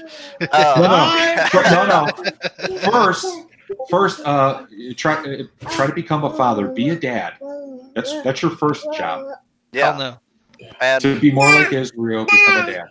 Yeah, I mean, because I have honestly not ever been a huge fan of kids. But once I became a dad, like that 100% changed. Like I think the chemicals in your brain changed, bro. Yeah, like a whole ton of stuff changed. And so now, 2 years ago, I did not identify at all as being a dad, and now I totally do, and I'm perfectly fine being a dad. He's I know, 2, right? Not yet. Not yet. Yeah. The cool thing is, after 2, they change so frequently or so often that they make you get outside of your niches. Yeah. You always do something new with them. They get into like dinosaurs or books or video game, whatever. Yeah. Well, like you guys may have noticed, like I left the cast for like 2 or 3 minutes here a few minutes ago. Yeah, Simone. So, but the reason I left was because I heard something, like, even though I have the headphones on, and I sent my wife a message like, "Is he crying?" And she's like, "No, he's yelling for daddy." So I'm like, That's a big deal. Sorry guys, I got to leave for a minute. Go upstairs, see my boy for a minute. Give him a little bit of loving, and come back down. But this is, for me, is like an awesome time, because he's been like on my wife's hip for ever since he was born. And now he's finally like, "Hey, I like dad." So dad's totally like loving this and soaking it up as much as I can. But yeah, the whole dad side, like I'd never thought, I mean, I figured I'd be a dad eventually, or a father, but never the way that it is now. Like it's totally different now that I am actually a dad. Like it's an amazing experience. And it's funny. I never thought I'd be married or a parent. Yeah.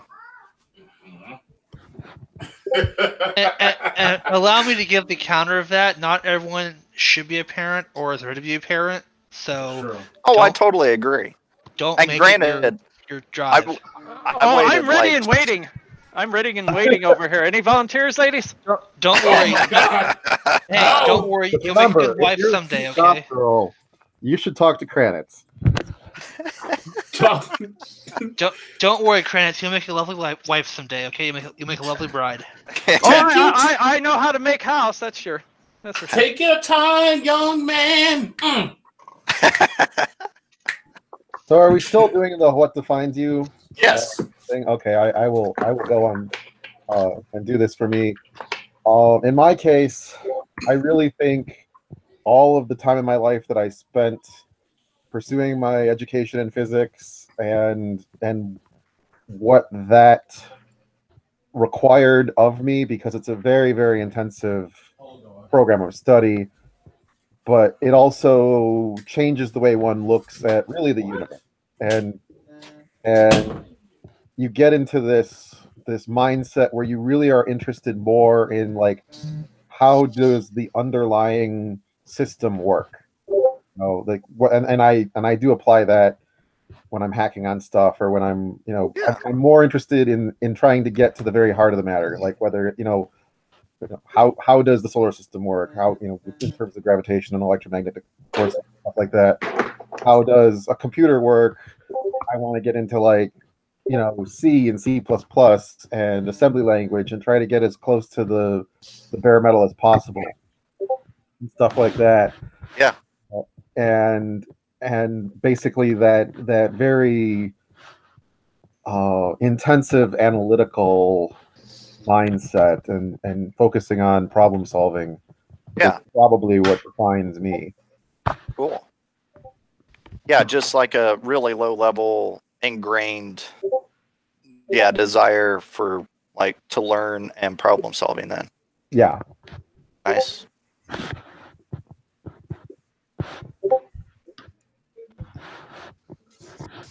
In his thing. Cool. Or something. I don't know. Yeah. And two, I just want to throw it out here. Not everybody, you guys don't all have to share if you don't want to. Like, that's fine. If you want to, that's good. But if you don't want to, that's also perfectly fine. Some things I thought you were holding the gun to our head. Well, I am. I answered. Yes, it's a virtual gun. You just can't see it. I mean, it's there. It's just I have a patent on it. It's patent pending actually, and you just can't see it. See, I have the punch you through your monitor. I can actually reach through the monitors and punch you.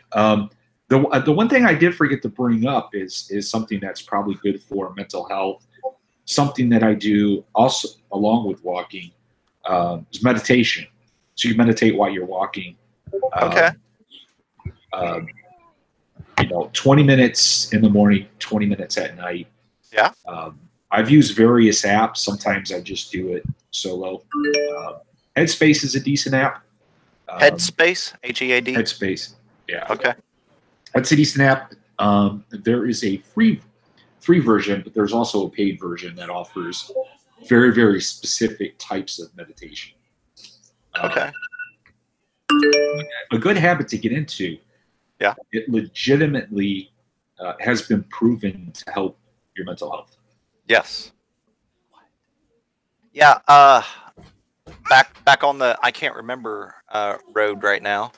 What is it called whenever it's down the line of meditation, but essentially you are just trying to not think about anything? Zen? No. I was going to say You're talking about Zen Buddhism when you do a cone or something? No, I mean not going like into the religious spirituality of it, just like the straight like meditation where it's just try to. Yeah, because in meditation you're not trying to think of anything. I don't think there's a way to do it. Yeah. The way once you're successful in meditation, once you do it and you become experienced at it, when the thoughts appear, all you are is acknowledging and seeing those thoughts, but not addressing them. But there's an actual name for it. It is meditation, but it's just you're trying to clear. It's just clear your mind. Is this mindfulness or something? Yes, mindfulness. Yes, mindfulness is meditation. Yes. Yeah. So that's where you're aware of your breathing, You're aware of these thoughts passing through, but again, you don't address them. Yes.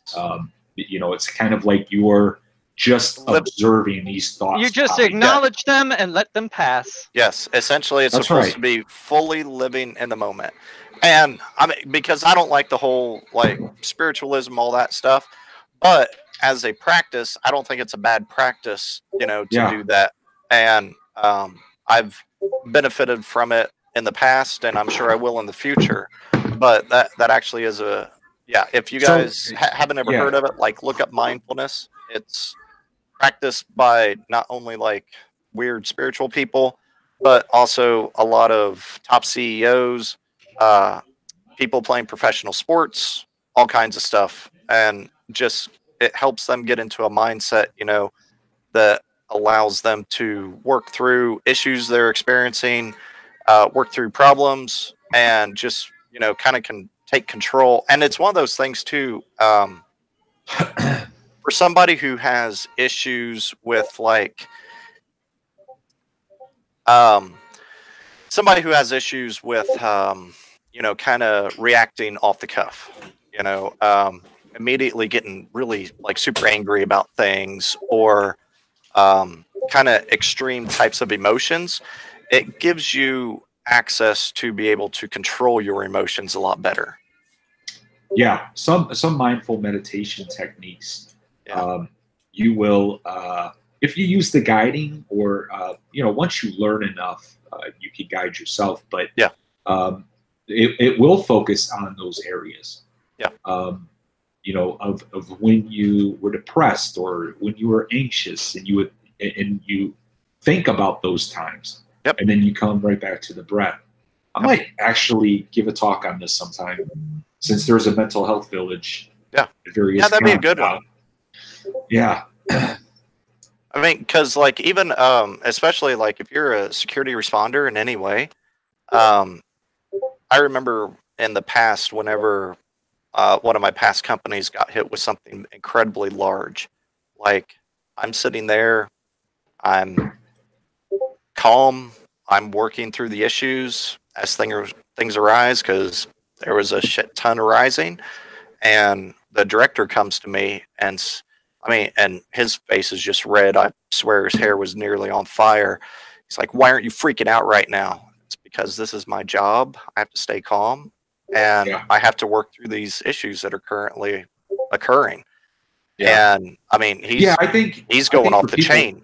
But for somebody in our type of profession, like, it is an amazing skill set to have. Absolutely. I think there's a certain type of person that kind of thrives on that chaos a little bit. When you're the actual responder versus the manager of a group, those are completely you've got a different mindset. The manager of that person has to report up the chain. Has to evaluate your incident response plan, determine whether or not you need to notify any external parties. Should you bring in the FBI? What do I tell management? How did this happen? All of that good stuff. So yeah, it's incident response is a very stressful job. But yeah, this can help in all areas of life. It's a good practice. It's good to get into. Totally agree. Start with 5 minutes a day. And then eventually, if you get up to like Ricky levels, then you can spend like 23 hours a day. Oh, dude, not even. I am just scratching the surface. There are people that go on month-long silence retreats where they don't talk for an entire month to anybody. They don't watch TV, nothing. They are completely alone with their thoughts. Yeah. And they're pretty expensive to get into unless you, go your own route with like a tent on a lake. Completely removed from society. But yeah, I looked at going on a over the weekend retreat, and it was something like $700 to do it. Yeah, and I think most of the like state parks on the don't cost extreme side. anything. Just go to a state park with your tent, walk 10 miles out into the woods, plop it down, and then you're good to go. Yeah, I mean, and that's what Illustrious does. Like, exactly. every day of the year. That's yeah, every day, and I do that on occasion. We go on those like long hikes up to the lake and just sit there. See?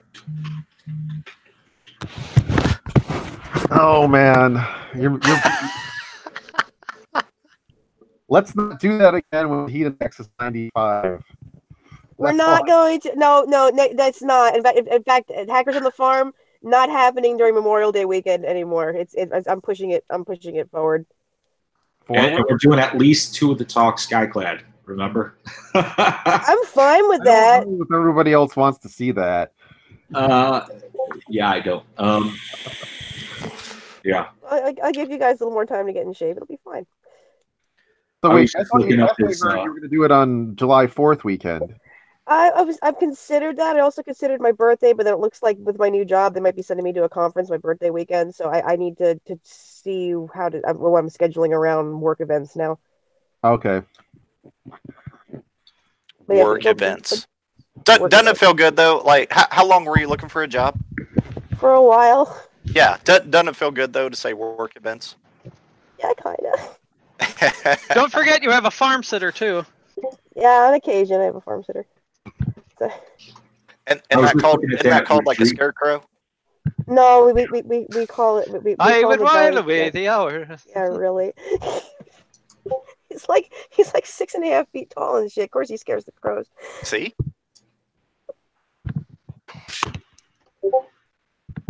Yeah, but the cows love me, so. I just looked back at that retreat that I looked at to go. So some of the things that they offer is training during the day. Yeah. You don't talk back, but they lead sessions of specific types of meditation. If you talk back, do they like take a cane across your face or anything? Oh yeah, bamboo. Yeah, just like the old what you imagine like Zen Buddhists do, like you know the old ancient like Shaolin karate movies. Yeah, exactly. Yeah, that's some Kill Bill shit right there. Yes, for real. Yeah, except older.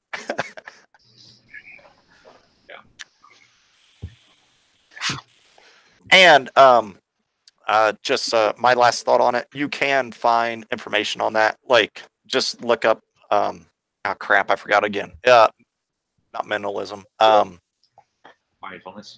Mindfulness, yes, because I've been looking into mentalism too. So mentalism for me was like there's 3-4 years ago. Videos.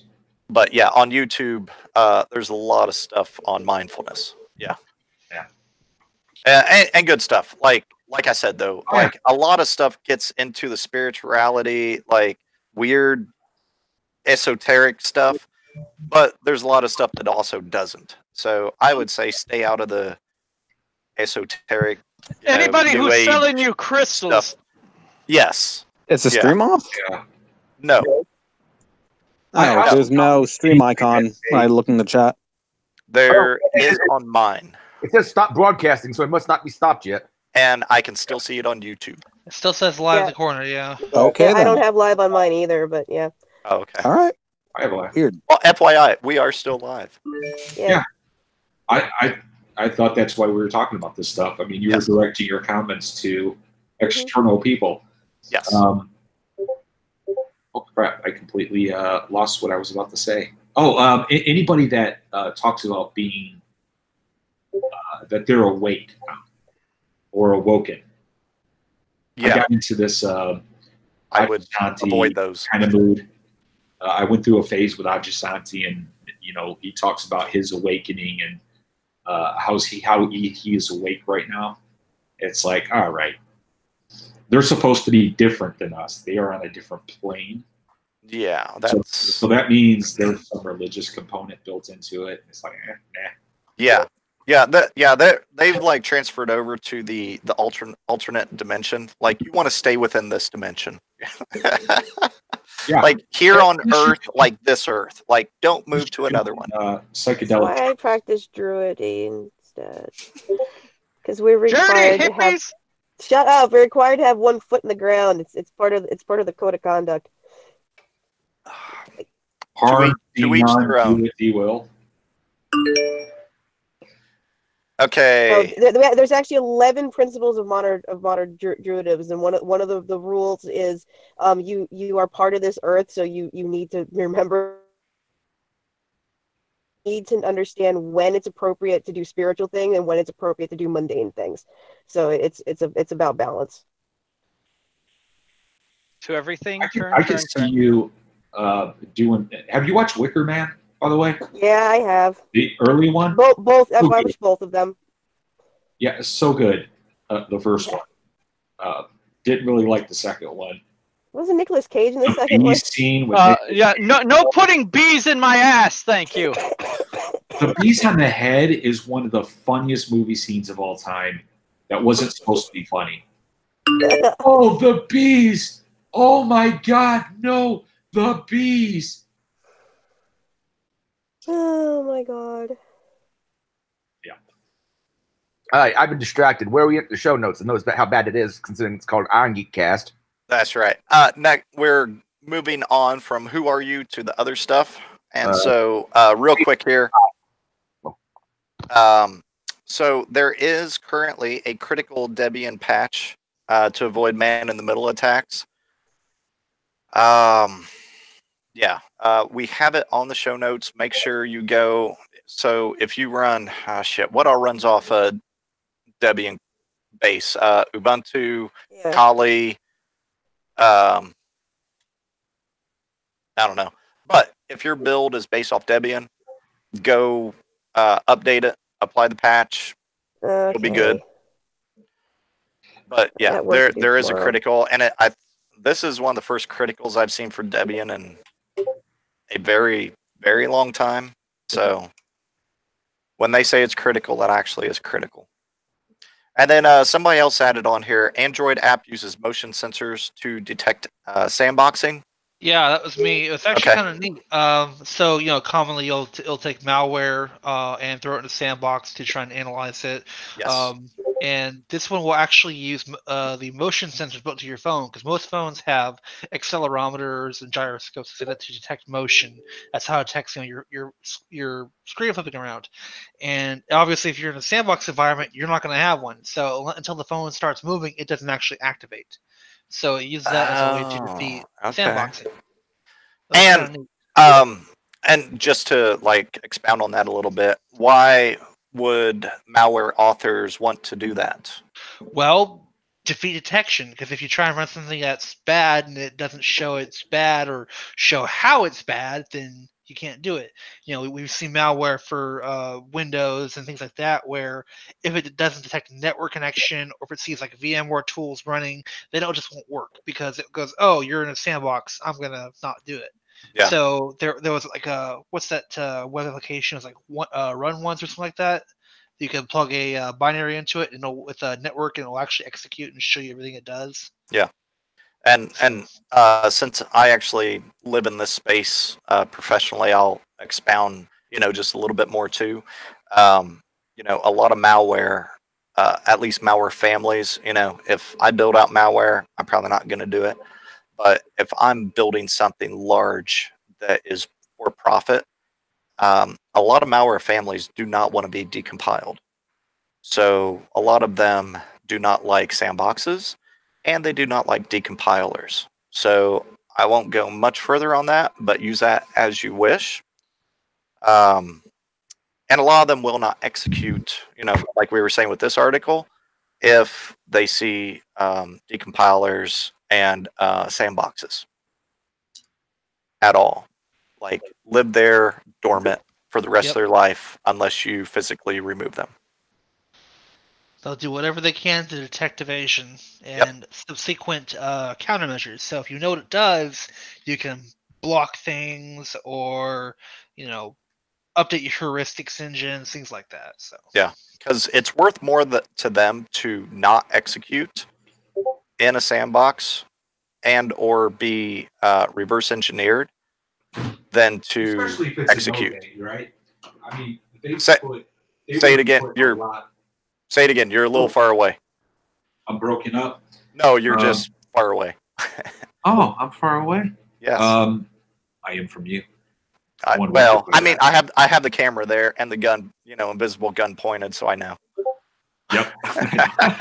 It's right there here through my screen. No, you got you know, some of these state operated malware campaigns and, you know, some pretty large groups. We like to call them like the malware mafia types, where their only goal is making money.